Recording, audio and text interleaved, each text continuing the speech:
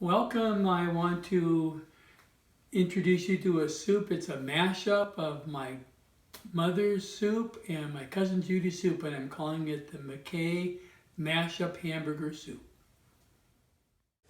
Here is the mashup recipe. Pause it at any moment to take a look at the ingredients and the directions, and then we'll begin the video. So first we'll have to prepare the ground beef, and after that we'll begin preparing some of the other ingredients. Once the hamburger is well cooked, and I happen to have used 1.25 pounds of really lean hamburger so I won't have to pour off much grease. Put it into a stock pot and then proceed to saute your onions and mushrooms. Or if you want to, you can put it all together, but I'm going to saute them separately first.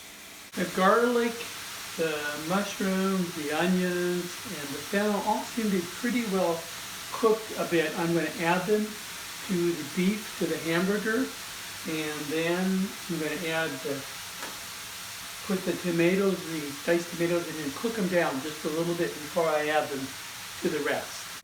While the tomatoes are cooking down, I'm going to add to the stock pot over here my carrots and my green beans, and start cooking them with the hamburger and the onions and the mushrooms so that they can begin to soften up. The tomatoes cooked down quite a bit, and I've added about 3 ounces of tomato paste. I don't necessarily want to use all 6 ounces. I'm going to taste the flavor first and see if I need to adjust it. So this is going to go into the stock pot, and from there we'll add the stock. Okay, things are starting to cook along here, and I'm going to add the stock and bring this to a simmer, a little above a simmer, and then add the macaroni and the barley. And that will be our hamburger soup. Now that the hamburger soup is starting to reach a simmer point, I'm going to add the barley to the soup right here.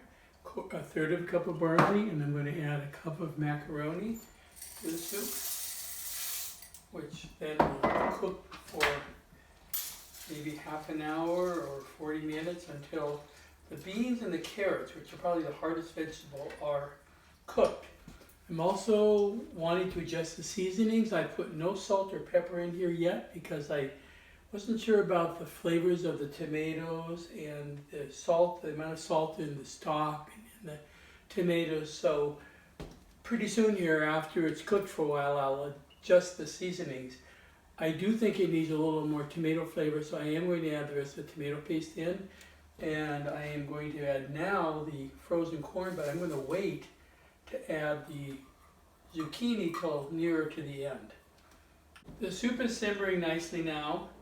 I've tasted the flavors. I kind of think it needs a little more flavor. It has 1.5 teaspoons of salt. It has a teaspoon of pepper.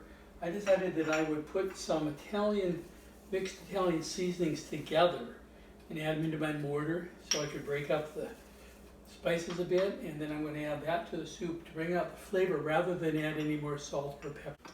Okay, I added the carrots, and the beans are almost done. So I'm adding some chunks of zucchini, 2 small zucchinis cut into pretty good sized chunks. I added 1 more can of diced tomatoes with their liquid because I didn't think it had enough tomato flavor. I also added another 1/2 cup of liquid because it seemed like it was getting a little too thick. And we will keep testing it and adjusting the seasonings till we like it. And you can too. So this soup's now been simmering for about 1/2 hour more, and as you can see, it looks pretty delicious. It's got lots of good ingredients. It should be really enjoyable. We're going to eat it tonight with some nice bread.